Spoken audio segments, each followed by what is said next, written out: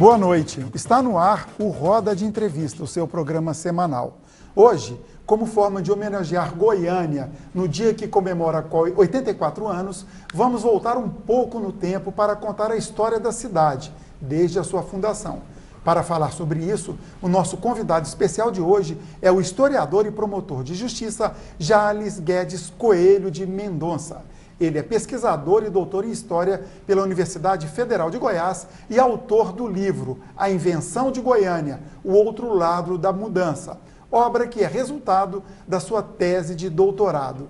Boa noite, doutor. Boa noite a todos os telespectadores. Prazer tê-lo aqui com a gente para falar da nossa cidade, né? Você que é goianiense como eu, no dia do aniversário da nossa cidade, e ajudar a recontar um pouco a história de Goiânia.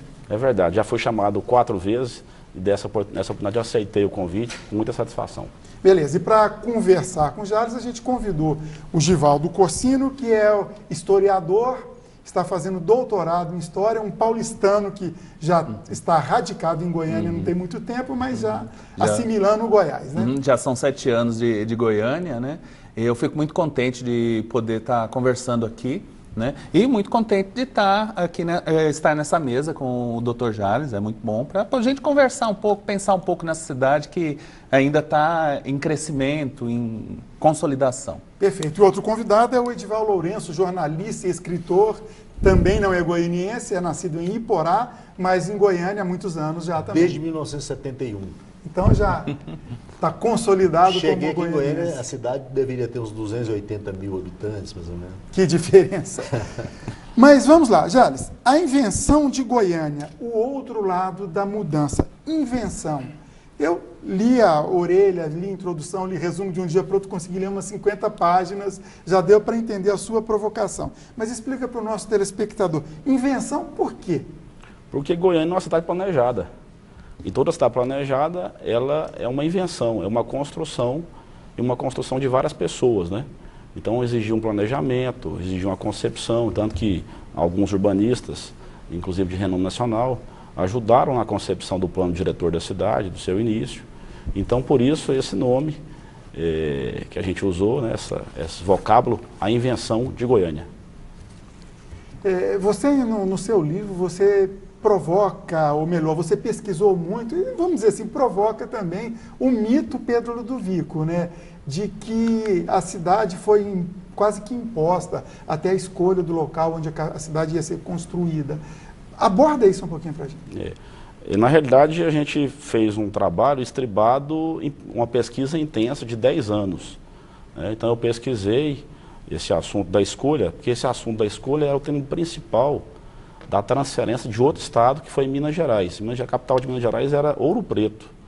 Aí, com a proclamação da República, Ouro Preto ficou vinculada ao imperador Pedro II. E os republicanos queriam um novo centro, um novo espaço de centro político e conceberam Belo Horizonte. E nessa construção de Belo Horizonte, a principal tensão do processo mudancista, ela se deu em qual região de Minas a nova capital seria alojada. E em Goiás, até então, a historiografia não passava ao largo dessa discussão sobre a escolha do local da nova capital. E era um tema central, porque até Goiás eram 2 estados, né? Goiás e o Tocantins hoje. Então, naturalmente, as regiões querem levar a capital para perto de si, para perto da sua região.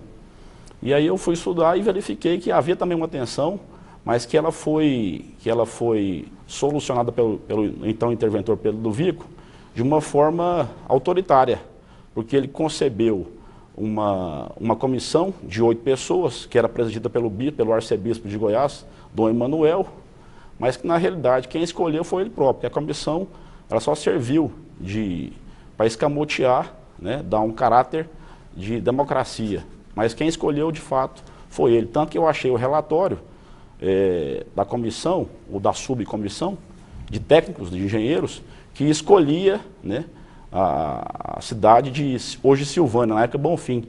Mas ele desconsiderou esse relatório e, ao final, prevaleceu a cidade de Campinas. Mas curioso também que Dom Emanuel tinha preferência por Bonfim, né? O Dom Emanuel que fazia parte da comissão. O Dom Emanuel presidia a comissão e ele, na década anterior, na década de 20, ele já havia transferido o episcopado para a Silvânia, para Bonfim. E essa transferência, como ele era um homem muito ativo, um homem de muitas luzes, ele conseguiu granjear a simpatia da população de Silvânia, inclusive com construção de escolas, de centros educacionais, transferência aliás, chegou o trem de ferro em Silvânia, né, em Bonfim. Então ele tinha muita simpatia. E essa simpatia parece que aborrecia um pouco o interventor, até porque ele teria que disputar a liderança política em um local que já tinha uma liderança. E Campinas é uma cidade, como disse o prefeito da cidade à época, Licardino de Oliveira Ney, era uma curtelinha de nada. Então aqui não tinha uma liderança expressiva e talvez aí, certamente aí, essa foi um dos motivos que levou à escolha de Campinas. Jales, o Pedro Ludovico, ele tem uma raiz muito forte no sudoeste goiano, né? Nas regiões tanto de Rio Verde, que era a grande área de produtora e o centro econômico do estado na época. Ele faz parte de uma elite que tinha o interesse de trazer para si essa capital? Na época, o Sudoeste era uma região de expressividade, mas, assim, do ponto de vista político, não. Tanto que já não tinha nenhum deputado federal do Sudoeste. O primeiro foi o César da Cunha Bastos, em 1930. Ano, inclusive, que o Pedro Ludovico se candidatou a deputado federal e perdeu as eleições pela oposição, embora tivesse tido uma votação expressiva na cidade que ele nasceu, que era a cidade de Goiás, e em Rio Verde. No Sudoeste, não, ele teve uma votação expressiva apenas em Rio Verde, mas também na cidade de Goiás. E na realidade, essa concepção de que ele representava os interesses de Rio Verde é uma representação correta. De fato, claramente, quando ele voltou do Rio de Janeiro, formado em medicina, e escolheu mudar-se para Bela Vista, inicialmente, e depois para Rio Verde, ali ele denotou claramente que ele queria construir uma liderança em um outro local fora da cidade de Goiás. Casou-se com a filha de um coronel de Rio Verde, o coronel Totonho Borges, e ali ele conseguiu angariar a simpatia da população de Rio Verde, inclusive levando o seu sogro a romper com um grupo político que dominava o estado de Goiás, né, o chamado caiadismo. O sogro dele era político também, chegou a ser deputado, né? O sogro dele, aqui em Goiás, na época, antes dos anos 30, né, pré-revolução de 30, o legislativo estadual era bicameral. Então nós tínhamos a Câmara dos Deputados, com 24 deputados estaduais e 12 senadores estaduais. O sogro dele era senador estadual nessa oportunidade. Em 24 que existiu a dissidência do grupo de Rio Verde com o caiadismo. Jales, na época da mudança da capital de Goiás para Goiânia, existia basicamente o grupo que queria que a capital continuasse, o outro grupo que a capital mudasse e um grupo que a capital mudasse de forma mitigada, que ficasse um pouco lá e tal. Ainda restava algum resquício daquelas forças da época do Império que queria que a capital do estado fosse para a beira do Araguaia, no encontro do Rio Vermelho com o Araguaia ali? A ideia de mudança da capital de Goiás ela é antiga, né? Ela remonta desde quando os Arcos foi o primeiro governador. A capitania de Goiás, ela era de São Paulo, né? Então, quando Goiás foi descoberto, em 22, pelo Anhanguera, a capitania era vinculada a São Paulo. Só em 1749 que ela foi emancipada, né? Virou capitania própria, membrada de São Paulo. E o primeiro governador que veio para cá foi o Conde dos Arcos. Ele já falava em mudança de capital para Meia Ponte, que é Pirinópolis. Mas no Império e na República também, essa ideia continuou perene. Ela continuou sempre alguns protagonistas falavam nesse assunto. Com relação ao local que havia divergência, alguns já falaram mais ao norte, outros falavam no Araguaia, né? Mas a ideia sempre aconteceu. Inclusive o bispo, que foi o primeiro bispo republicano de Goiás, o Dom Eduardo, ele preconizou que a capital se mudasse para Campinas, isso em 1891.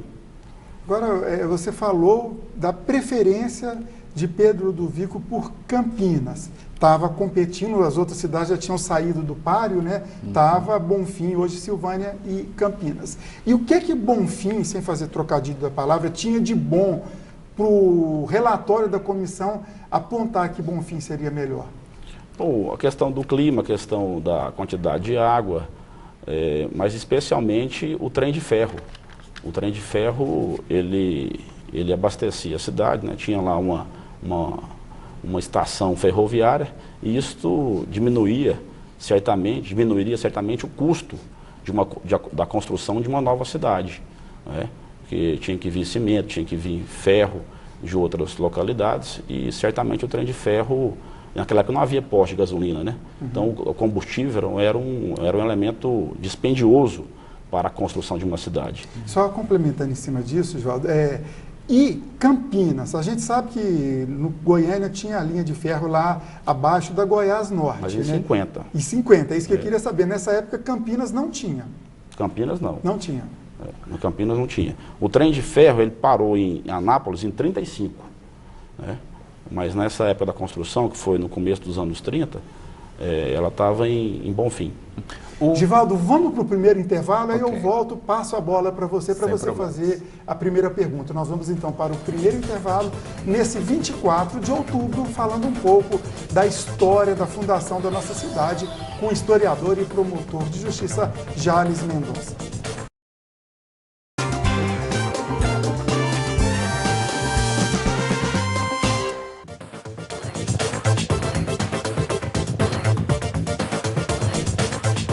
De entrevista de hoje tem como convidado especial o historiador e promotor de justiça Jales Mendonça. Ele que escreveu o livro A Invenção de Goiânia, O Outro Lado da Mudança. Um livro que, inclusive, eu posso dizer que contesta um pouco alguns mitos acerca da história da fundação de Goiânia, né? Na realidade, a tese de doutorado, ela tem como atributo a originalidade. Então você tem que trazer uma nova leitura, uma nova interpretação. E se não for assim, você não consegue ser aprovado. Givaldo, você ia fazer uma pergunta? Na verdade, ela é uma dúvida, porque durante o seu texto você fala muito, e agora também reforçou, a coisa da existência de um relatório que elegia Bonfim como o ponto interessante de se construir uma nova cidade, e depois o surgimento de um segundo relatório elegendo Campinas. Hoje, onde que está esse primeiro relatório? Esse primeiro relatório eu achei em um jornal chamado A Coligação, até do Alfredo Nasser, que era o redator do jornal. Eu achei nas pesquisas que eu desempenhei, né, durante essa pesquisa de doutorado. E aí lá trazia claramente que o final da conclusão era que o local mais barato para construir uma cidade seria em Bonfim. Eu achei ali, nesse jornal. Então, essa documentação hoje ela está sumida, está apagada. Esse relatório, o original, eu nunca achei. A fonte primária não existe. Não sei se não existe, pelo menos eu não localizei. Então, houve um silenciamento disso. Houve um silenciamento, mas os indícios que me levaram a essa dúvida, inicialmente, foi um artigo que saiu no Lavoura e Comércio, que era um jornal de Uberaba, em que falava assim, a farsa da escolha do local da capital de Goiás. E aí, com essa farsa, aquilo me chamou a atenção e eu comecei a pesquisar os assuntos e também no distanciamento que ocorreu entre o Dom Emanuel e o Pedro Ludovico. E depois que ele escolheu a capital, claramente visível nas fontes que o Dom Emanuel, ele não chega a romper com o interventor, mas ele congela as suas relações políticas com o interventor.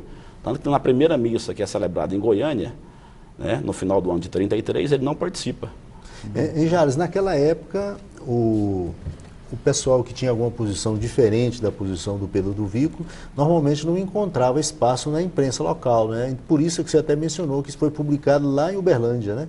Em Uberaba. Uberaba. E no jornal Lavoura e Comércio. É porque, na realidade, é o seguinte, de 30 a 35, a 34 especificamente, 4 anos, nós ficamos sem imprensa livre em Goiás.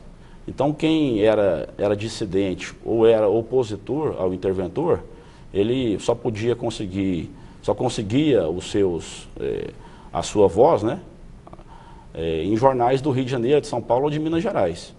Goiás não tinha jornal oposicionista. O jornal que era caiadista, ele foi queimado logo depois da Revolução de 30.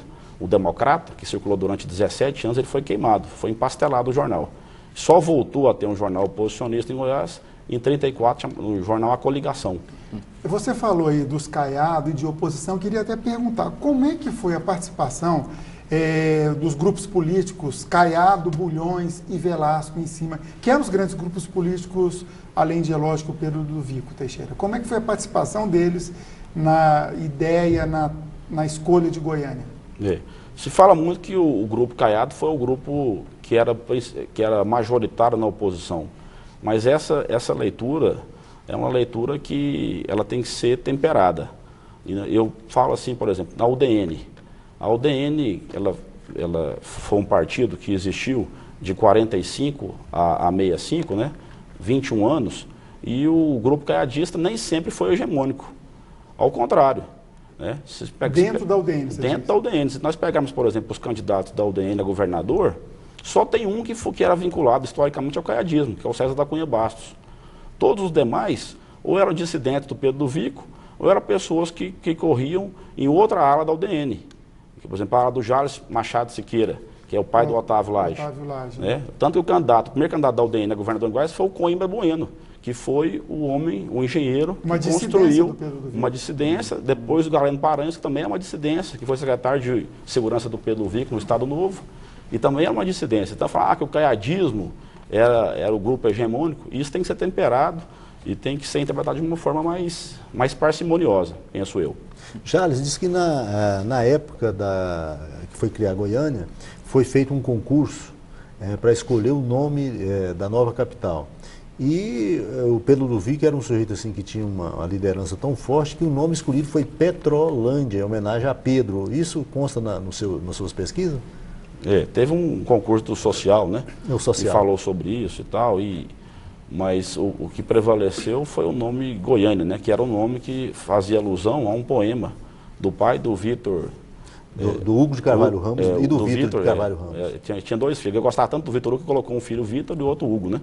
É fã do Vitor Hugo, né? Para garantir que ia ter escritor Vitor Hugo. Francês, o Vitor Hugo, né? Aí ele tinha um filho que era Vitor Hugo, Vitor e o outro Hugo. Pois é, não se chamou Petrolândia, mas foi fundada oficialmente 24 de outubro, que é a data do aniversário de Pedro Ludovico. 23 de outubro é o aniversário dele. 24 é a vitória da Revolução de 30.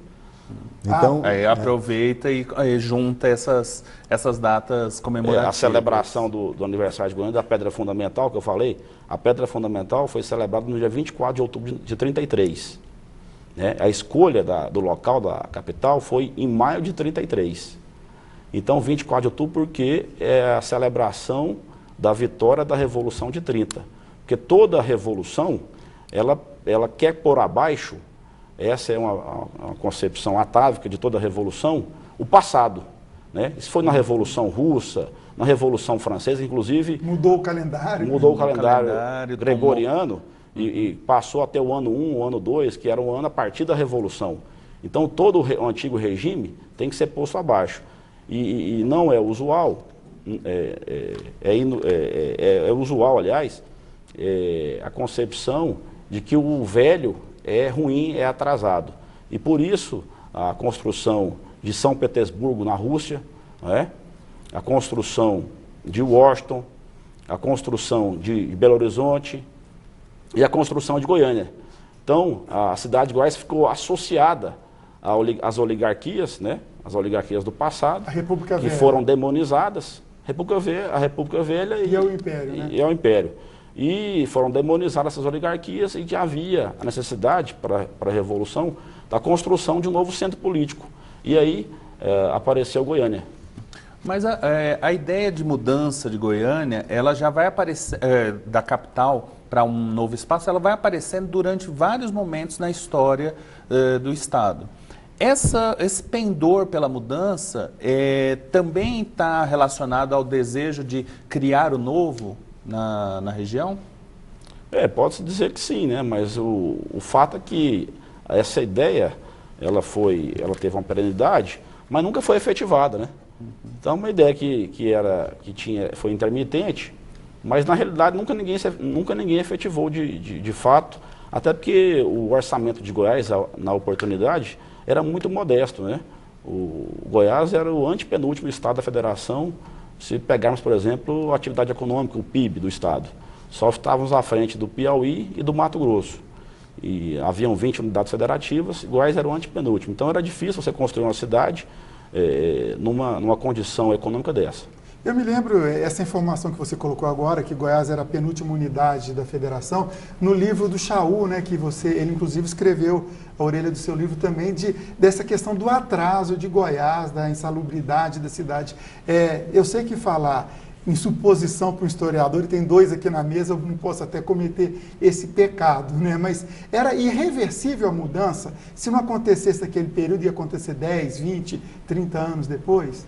Penso que não, até porque essa insalubridade, depois que Goiânia foi consolidada, o próprio interventor falou que era muito mais o discurso dele, essa questão da salubridade, da discussão sobre a falta de condição sanitária da cidade de Goiás de ser capital. Depois ele faz uma meia-culpa e fala que isso aí era apenas um artifício político que ele utilizou, até como usando o saber médico dele. Aqui eu faço alusão a outro intelectual que também estudou a cidade, que é o Itamir Campos, né, o professor Itamir Campos.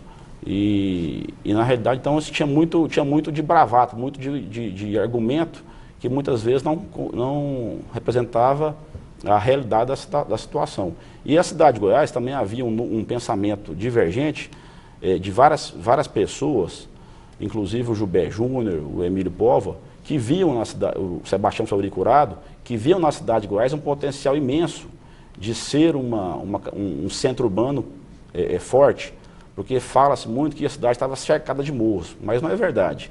Ela está cercada de morros apenas em dois sentidos, o norte e o oeste. Mas os outros dois sentidos, ela era uma Tanto cidade... que a gente vai de Goiânia para lá, é plano, é uma né? cidade plana. Falava-se no Rio Uru, dentro do município de Goiás, também tinha essa possibilidade? Tinha essa possibilidade. Hoje a capital... Teve um engenheiro chamado Haas, sobrenome Haas, é um sobrenome alemão, que ele fez um estudo logo nos primórdios da discussão sobre o local da nova capital, e ele concebeu que o melhor local seria no Rio Uru. Hoje seria mais ou menos na cidade de Carmo do Rio Verde, seria localizada a capital. Mas tem um fator também que é importante, que o Luiz do Couto, que é o pai da Goiandira do Couto, ele fez um estudo interessante. Ele fala que a Serra Dourada, que era acusada de ser um empecilho para o avançamento do trem de ferro na cidade de Goiás, ele fala que a Serra Dourada era 6 vezes menor do que a Serra do Paranaíba. E nem por isso, sob o dorso da Serra do Paranaíba, corria o trem de ferro. Então, quer dizer, era plenamente possível que o trem de ferro avançasse até a cidade de Goiás, e aí sim, porque o grande meio de transporte da época era o trem de ferro. Aí sim a cidade de Goiás teria maiores condições de se alavancar, de se desenvolver. Além disso, um outro meio de transporte que infelizmente o Império Português não contribuiu para o seu engrandecimento foi a navegação fluvial no Rio Araguaia e Tocantins, né? Os trechos encachoeirados do Araguaia e Tocantins, eles nunca foram rompidos, né? Porque se fossem, nós teríamos condição de acesso ao mar via o Rio Araguaia e via o Rio Tocantins, chegando ao porto de Belém do Pará. E aí Goiás teria condição de levar suas mercadorias, enfim, de se desenvolver mais. Naquela época, né? Porque Araguaia hoje está seca, né? Agora eu corto você, antes foi o Givaldo, nós vamos para o intervalo e prometo que abro o próximo bloco com você. Pois bem, nesse 24 de outubro estamos falando sobre a construção de Goiânia, como foi definido esse espaço que hoje nós ocupamos para ser a nossa capital, a capital de todos os goianos. O nosso convidado especial é o historiador e promotor de justiça Jales Mendonça, autor de uma obra justamente sobre a construção de Goiânia. Voltamos já.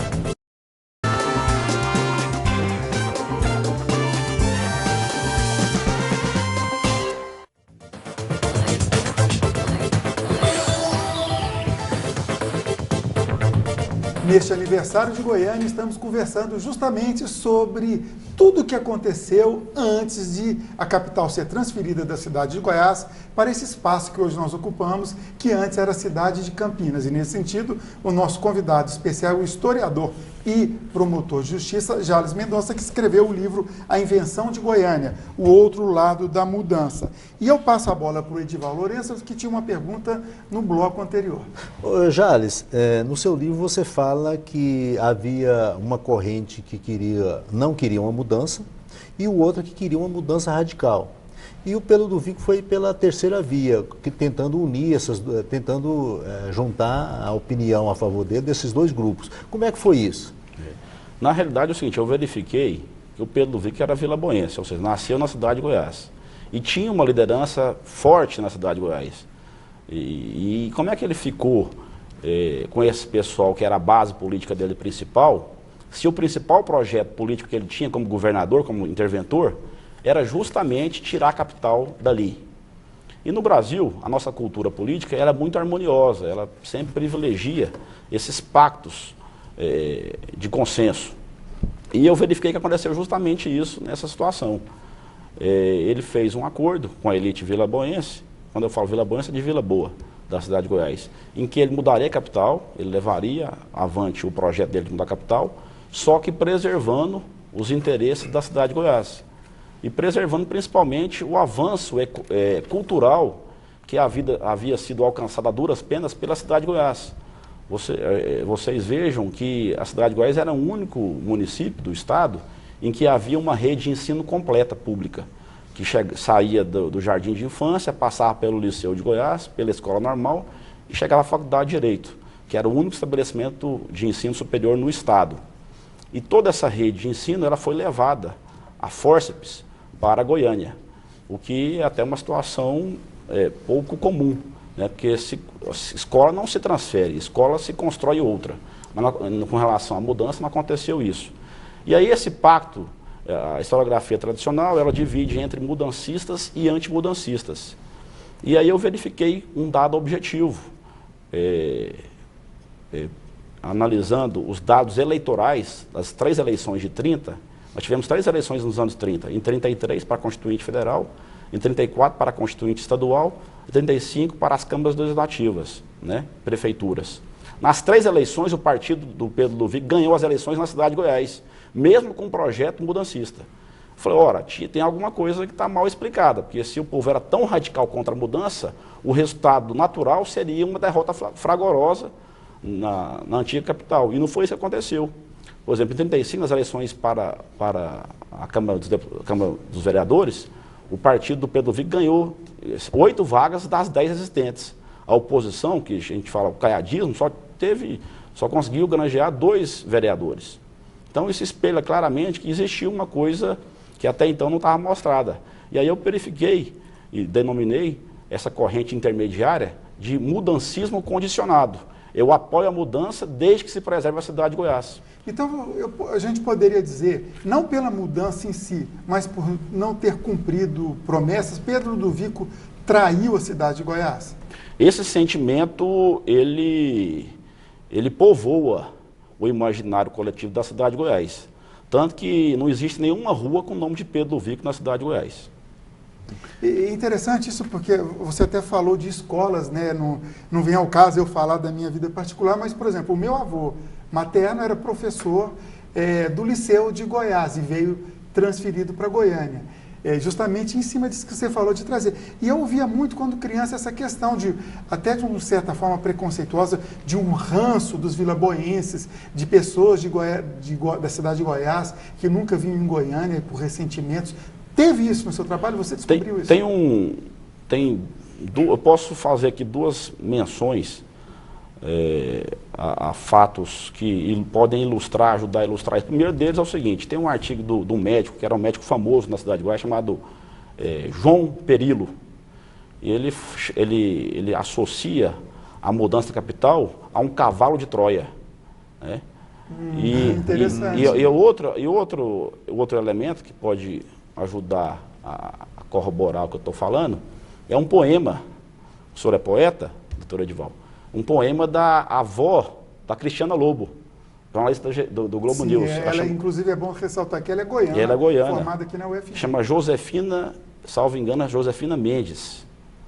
E ela fala o seguinte: ó cidade de Outeiros, que pena, tudo passou. Ponte Nova, Carmo e Lapa, foi a trinca que restou, além do Rio Vermelho, pois este ninguém levou. E aí ela continua avante, mas você percebe claramente um certo ressentimento com o processo de mudança e de esvaziamento daquela cidade que havia sido a primeira povoação do estado de Goiás. Dentro do seu trabalho, eu percebi muito uma discussão da ordem política, né? Essa movimentação, o xadrez, os Caiado, Pedro Ludovico e tal. E dentro dessa movimentação, as pessoas, a população das cidades, como é que elas reagiram? Elas ficaram impassíveis? Qual é o papel delas nessa coisa toda? Ou como na proclamação da República, ficaram todo mundo vendo a banda passar? Ou uma passividade como a gente vê hoje. Uma coisa que não existe hoje, essa passividade, né? Na realidade é o seguinte, o texto constitucional de 35, que ia definir como é que seria a forma da mudança, ele foi um texto consensuado. Quem for ler o artigo 5º das disposições transitórias da Constituição 35, está na internet. Constituição Estadual. Constituição Estadual de 35. Porque lá seria a decisão, o senhor é jurista, o senhor sabe que o texto constitucional é o texto maior, né? Então, lá definiria como é que seria esse local. Como o Pedro Ludovico já havia gastado muito com Campinas, né, com a nova capital, desde 33, era irreversível o local que ele havia sido escolhido. E já tinha 2 anos de investimento bruto do estado de Goiás, né, forte do estado de Goiás, na nova localidade. Então, os constituintes ficaram emparedados com relação ao local. E aí eles homologaram o local de Campinas. E nem se discutiu muito essa questão do local. Mas percebe-se também claramente que existiu um consenso. Porque lá fala, o governo de Goiás resguardará a antiga capital nos seus interesses econômicos. E esse parágrafo, ele tinha que ser regulamentado através de um projeto de lei, de uma lei ordinária. E essa lei nunca foi aprovada. Não teve a lei infraconstitucional. Não existiu a lei. Ele baixou um decreto inspirado no próprio texto constitucional, né? Então, a Assembleia deveria ter aprovado a lei. E não foi aprovada por quê? Porque justamente essa lei ordinária, que existiu até um projeto de lei, foi o projeto de lei número 1 de 36 da Assembleia, porque ele previa uma série de medidas que o governo tinha que gastar com a cidade de Goiás. E o interventor queria mudar por decreto, que é um ato unilateral do Poder Executivo, sem a participação dos deputados estaduais. Antes de passar, o Givaldo queria falar, mas ficou uma dúvida aí. De 33 a 35, pode dizer que a gente teve 2 capitais em Goiás, nesse processo de transição, no dia a dia. Você chegou a detalhar isso no livro, na pesquisa? O governador ele transferiu a capital no final de 35. Ele mudou-se para Goiânia. Inclusive, isso gerou um enfraquecimento muito grande da força política do grupo que ele fazia parte, porque não havia governador e a comunicação era muito precária, né? Não tinha internet, não tinha WhatsApp, então era por telégrafo, telegrama, aquele negócio todo era muito difícil. Então isso existiu, né, nesse processo de debate sobre esse projeto de lei para regulamentar a previsão constitucional de mudança.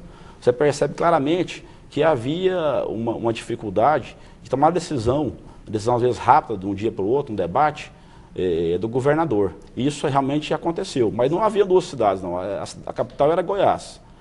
Goiânia só foi efetivada oficialmente em março de 37, através de um decreto. Quer dizer, de 33 a 35, construindo Goiânia, 35 pelo Ludovico mudou-se, mas só em 37... Mudou o executivo, o executivo e alguns departamentos do Poder Executivo. Mas o judiciário e o legislativo continuaram em Goiás. Quer dizer, só vieram em 37. Então, tecnicamente, Goiânia passou a ser capital 2 anos depois de sua fundação. Porque o marco fundacional se dá no dia 24 de março de 33, com a pedra fundamental. Essa foi a Quer dizer, Goiânia existia passou a existir em 33, como 24 de março. Não, como município, ela passou a existir 2 dias antes da promulgação da Constituição de 35. Entendo. No dia 2 de agosto, a Constituição foi promulgada no dia 4 de março de 35. No dia 2 de março, o Pedro Vico baixou um decreto e concebeu a cidade de Goiânia, né, com os limites todos municipais, aquele negócio todo. E virou capital 2 anos depois. E virou capital em março de 37. Tá. No seu texto, você coloca muito que Campinas foi escolhida a priori. Mesmo com o grupo, com a comissão e tudo mais, foi escolhida a priori. Só se me permite eu fazer uma observação, foi a priori porque eu achei 2 cartas, inclusive do começo de 32, né, porque tem essa cronologia ela tem que ser bem colocada para evitar confusão. Então, antes da comissão ser escolhida, eu achei 2 cartas, uma delas do prefeito de Goiandira, chamava Abissaí Teixeira, em que ele falava que ele já sabia que a capital seria Campinas. Veja bem, quase 2 anos antes da comissão ser escolhida, ele já sabia que a capital seria Campinas. Certo. Então isso, porque não existe apenas uma fonte para você fazer uma interpretação forte, né? Ela tem que ser corroborada com outras fontes. Certo. E essa é uma delas. Ô Jales, já sobre a construção de Goiânia, aqui lá no Cafundó, Goiânia surgiu, cá no estado periférico, como é que surgiu Goiânia dentro da concepção da arquitetura da cidade-jardim, de um processo de arte déco? Como é que isso chegou aqui? Isso aí na realidade foi os arquitetos se debruçam muito sobre esse assunto, porque o urbanista ele estuda muito cidade planejada, né? E esse assunto do Armando Godoy, né, que foi o arquiteto que fez a primeira concepção, o primeiro projeto urbanístico de Goiânia, ele tinha essa visão, né? Porque na época a Art Deco era um instrumento que havia nos anos 30, né, mais forte. Então esse estudo aí da Art Deco foi muito bem estudado pela professora Mertran, que fez um trabalho muito interessante sobre essa questão da Art Deco. Bom, ok, vamos então para o nosso último intervalo. Voltamos daqui a pouquinho nessa entrevista com o historiador e promotor de justiça Jales Mendonça, falando sobre a construção, sobre a criação de Goiânia, que hoje faz aniversário. Voltamos em instantes.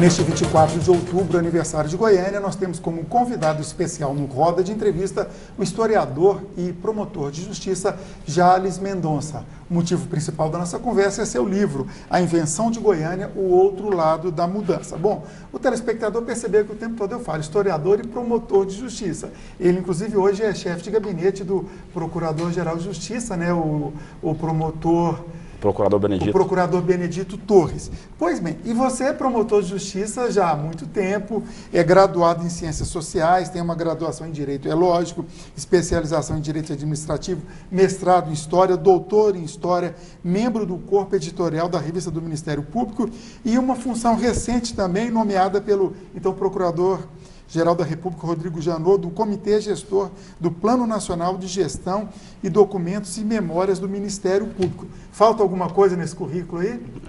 Porque uma coisa que muito me agrada também e me envaidece é que eu sou membro do Instituto Histórico e Geográfico de Goiás. Importante ressaltar. E falta mais uma coisa aí que depois a gente vai falar no final. Tá bom. Mas falta se associar à UB lá, porque escritor tem que ser membro da UB. Da UB também. Mas o seu livro tem a apresentação da professora Lena Castelo Branco, o que eu gosto de falar de orelhas, o Nasce Chaum, outro grande historiador.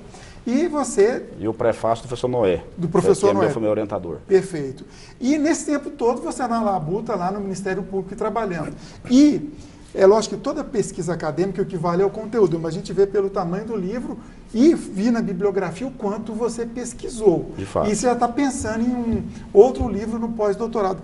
Como é conciliar esse tempo todo, família, filhos, etc.?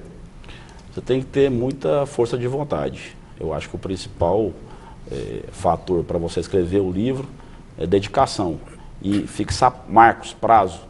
E acho que isso que você consegue construir uma obra dessa. Demorou 10 anos para ser feita. Bom, como promotor de justiça, você já estava bem acostumado com prazos, né? Justamente. Edivaldo, você ia falar. A questão da... que a gente, queria que você comentasse, que normalmente há várias citações históricas que a marcha para o oeste, que é aquele movimento de expansão do capital internacional, buscando novas fronteiras, a marcha para o oeste teria influenciado na criação de Goiânia, porque criar Goiânia seria uma forma de expandir espaço para o crescimento do capital internacional. Você viu alguns vestígios dessa marcha para o oeste na construção de Goiânia? Não existe nada, não tem nada a ver uma coisa com a outra. A marcha para o oeste ela foi feita no Estado Novo, né, já nos anos 39, 40. E Goiânia já estava plenamente consolidada, já era uma capital sem nenhum tipo de possibilidade de retrocesso. Então não vejo nenhuma ligação entre uma coisa e outra. Aliás, eu até falei aqui para vocês que o apoio do governo federal em Goiânia foi um apoio pequeno. Foi um apoio de 5 mil contos de réis. Talvez porque Goiás não era muito importante para o governo central? Sem dúvida alguma, a nossa expressividade, que era derivada da situação rarefeita da população de Goiás, né? E que repercutia, inclusive, na nossa bancada federal. Nós tínhamos a bancada mínima de 4 deputados federais e 2 senadores, que é um número isonômico para todo o Estado, né, no Senado. Mas a bancada mínima refletia que nós tínhamos pouca presença no jogo político nacional, né? E isso refletia também nos investimentos que o governo federal fazia nos estados. Proporcionalmente, a nossa participação no jogo político, a participação política, a capacidade de ser jogador no plano nacional mudou proporcionalmente daquela época da fundação de Goiânia para hoje? Antes, o grande protagonista de Goiás foi o Leopoldo de Bulhões. Tanto que ele que conseguiu contrabalançar a força de Minas Gerais que impedia o avançamento do trem de ferro do Rio Paranaíba. Nós ficamos muito tempo, o trem de ferro ficou muito tempo em Uberaba, em Uberlândia, em Araguari. Só conseguiu transpor quando o Bulhões assumiu o Ministério da Fazenda. Ele foi ministro da Fazenda 2 vezes, né? No governo Rodrigues Alves e depois no governo Nilo Peçanha. E aí, com a força no estamento federal, ele conseguiu que o trem de ferro avançasse, transpusesse o Rio Paranaíba, o que era uma coisa fenomenal. A grande bandeira dos nossos parlamentares do Congresso Nacional era o avanço do telégrafo no território goiano e o avanço do trem de ferro. Você vê, por exemplo, que 40 anos antes, o Rio Grande do Sul já tinha trem de ferro no seu território. E mesmo com um território bem menor que o estado de Goiás, São Paulo tinha muitas vezes mais quilômetros de ferroviários do que o estado de Goiás. Acho que chegava a 8 mil quilômetros de trilhos ferroviários, né, com um estado menor, bem menor que o estado de Goiás à época. E Goiás havia em 35 apenas 350 quilômetros de trem de ferro, né? Então era uma diferença brutal. A construção da capital, ela tem um papel de unificar o Estado? Porque você lembra no seu texto que, no caso de Belo Horizonte, sempre existe uma discussão muito forte da zona da Mata Mineira, de um certo separatismo. Aqui em Goiás, historicamente, você tem o separatismo do norte. Só que nós estamos muito próximos também da região do Triângulo Mineiro, que tanto é que brigou para ter a capital federal junto com Goiás, né? Uhum. A construção de Goiânia, ela vai buscar evitar esse esfacelamento de Goiás? Não, ao contrário. Ela reforça essa possibilidade de secessão, né, de divisão do estado de Goiás. Inclusive, a escolha do local, ela, em vez dela subir, né, para a porção setentrional, ela avança para a porção meridional, mais ao sul do estado. Uhum. Porque o estado de Goiás era um território imenso, de norte a sul, passava de 2 mil quilômetros. Uhum. Então a capital deveria, se fosse pensar nessa integridade do territorial, deveríamos avançar mais ao norte. E foi justamente o contrário. Ela foi mais para o sul. Inclusive, até porque os interesses econômicos do sul prevaleceram nesse momento. E parece que se descartou. Inclusive tem um trecho do voto do Colemar Natal e Silva, que foi membro da comissão que escolheu a capital, que ele fala isso, que seria impossível essa conjugação de norte e sul do estado. E por isso também parece que esse foi um dos fatores também que percebe-se que não existiu muita divergência na separação do estado do Tocantins nos anos 80, né? Foi um divórcio que os dois lados... Os dois lados, por exemplo, agora você vê no Pará, o sul quis se separar, o norte não quis. Então existiu, né, o Triângulo Mineiro também quis se separar, e quase se separou na Constituinte do território mineiro. Era considerado o único estado que poderia ser viável de fato? Ser viável de fato. Mas Tocantins, então essa pergunta sua é muito interessante, porque a gente percebe claramente que esse tom de separação, ele já estava em 30, né? Você queria emendar? Eu só queria aproveitar. Você coloca que Campinas era um espaço interessante para Pedro Ludovico, porque ele não teria nenhuma oposição política. Um espaço neutro. É neutro, né? E na ordem econômica, isso também existia? Campinas tinha essa tranquilidade econômica que permitia ocupar? Ou houve algum... No viés econômico, Campinas seria o que o Estado desempenharia, né? Então, é uma cidade administrativa, né? Que seria, naturalmente, vinculada ao mundo oficial. Agora, o que importava para o detentor do poder era a questão política, né? De ali ser um centro do poder. E ele venceu. A tese dele prosperou. Tanto que você vê um abuso de memória vinculada ao Pedro Ludovico. A praça chama Pedro Ludovico, o palácio chama Pedro Ludovico, a estátua do Pedro Ludovico, o setor Pedro Ludovico e por aí vai.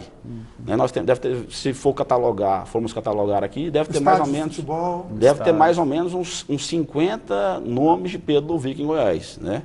Então isso, de fato, parece que ele construiu a cidade sozinho, né? Em oposição a isso, existem naquela época nomes que foram importantes para a construção de Goiânia e que ficaram esquecidos da história, que não são homenageados com ruas, bairros ou qualquer monumento? Certamente isso acontece, né? Isso acontece em todo lugar. E ninguém está falando aqui querendo reduzir o papel do Pedro Ludovico, ao contrário. Mas eu acho que também ele não construiu essa cidade sozinho, né? Eu acho que isso que é importante falar. Eu quero voltar a Campinas, me ocorreu uma coisa aqui. Me entendam os moradores de Campinas, que são muito bairristas, né? Mas Campinas existisse ou não alterou nada para a construção de Goiânia, porque tudo foi feito, vamos dizer assim, do Lago das Rosas para cá, vamos pegar um recorte imaginário. Qual que foi a importância de Campinas? Por exemplo, concluindo, as pessoas ficavam alojadas em Campinas, depósito de material de construção, qual que foi a utilidade de Campinas? Não, Campinas foi um ponto de apoio muito importante, né? As forças da PM ficavam lá aquarteladas em Campinas, várias pessoas moraram em Campinas, então teve um papel importante. Né? Agora também é importante ressaltar que existia uma rivalidade muito grande entre Goiânia e Campinas, né?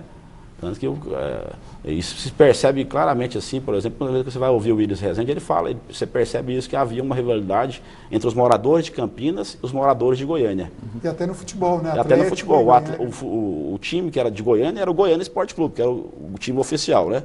Do governador, do pessoal da entourage do governador.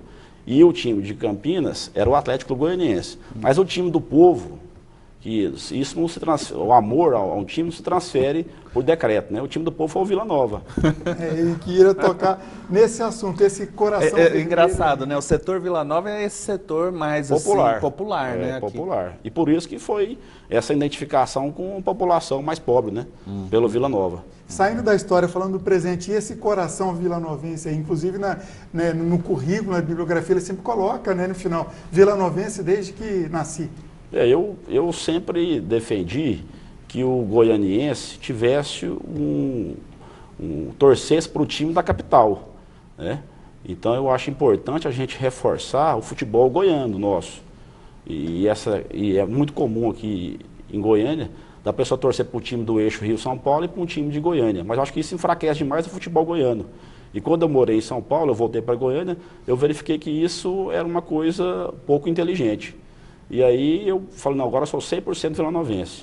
Eu acho que eu faço bem e espero que outras pessoas reflitam, meditem sobre isso e também ajudem o futebol goiano. Bom, esse programa é gravado, o Vila, quando nós gravamos, o Vila ainda não jogou contra o Oeste, então não sabemos o resultado, mas você está otimista com o Vila? Se Deus quiser, vamos subir esse ano.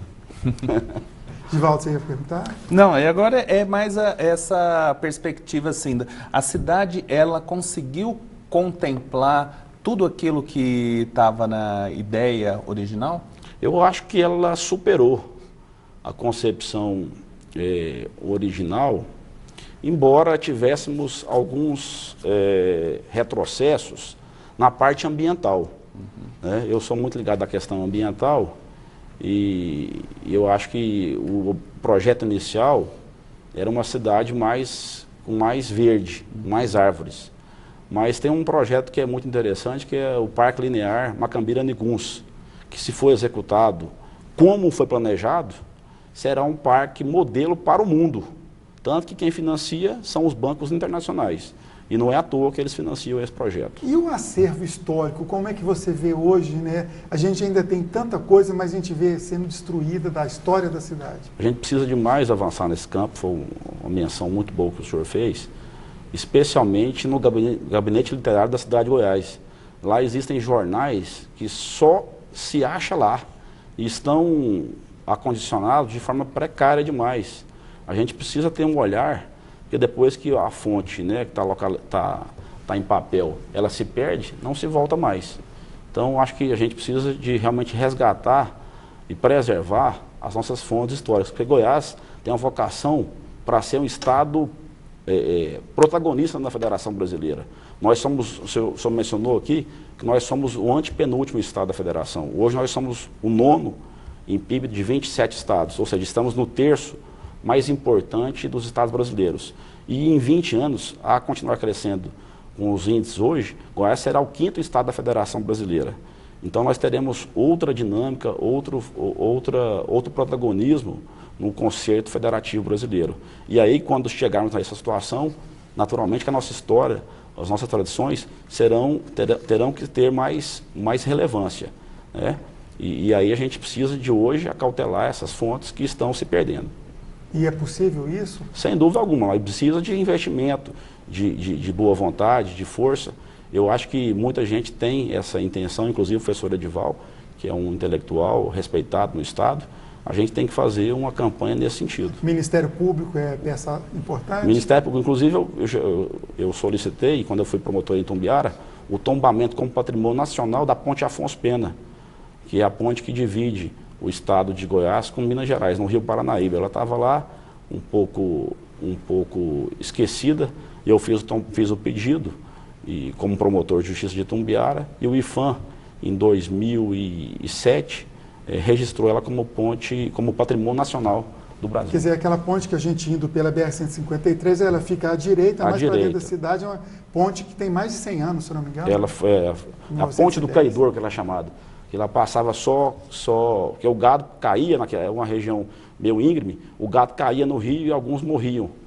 E aí essa ponte foi construída lá, e acho que, salvo engano, na década de 10, e ela foi muito importante para ligar e desenvolver o estado de Goiás. Bom, infelizmente o nosso tempo está no final, está acabando. Eu agradeço muito as participações do Givaldo Corsínio, historiador e mestre em História e mestre em Comunicação, e do Edival Lourenço, escritor e jornalista. Muito obrigado pela contribuição que vocês deram. Jales, você tem um minutinho, menos de um minuto, para o seu recado final, nesse dia do aniversário da nossa cidade, da minha cidade, da nossa Goiânia, da sua cidade também. Eu quero só agradecer mais uma vez a oportunidade de estar aqui no estúdio da TBC, com os entrevistadores muito qualificados, e dizer que a gente entende que a cidade de Goiânia é uma cidade que tem tudo para ser uma das melhores do Brasil, e será, né? Acho que nós temos todas as condições para chegarmos daqui a 20, 30 anos e sermos uma cidade de referência, não só populacionalmente falando, né, como uma cidade grande, já é quase 2 milhões de habitantes, mas também uma cidade de qualidade, que eu acho que isso que é importante. Não é o número, é a qualidade de vida que a cidade proporciona para os seus habitantes. Perfeito. Acho que na Europa nós temos cidades que são muito menores, mas que dão muito mais qualidade de vida para os seus habitantes. Perfeito. Então encerramos essa edição de hoje, de 24 de outubro, do Roda de Entrevista, desejando feliz aniversário Goiânia e que realmente a nossa cidade tenha uma melhor qualidade de vida, problemas de segurança, de trânsito, de abastecimento de água e que nesse futuro próximo seja resolvido. Feliz aniversário Goiânia, voltamos na próxima semana.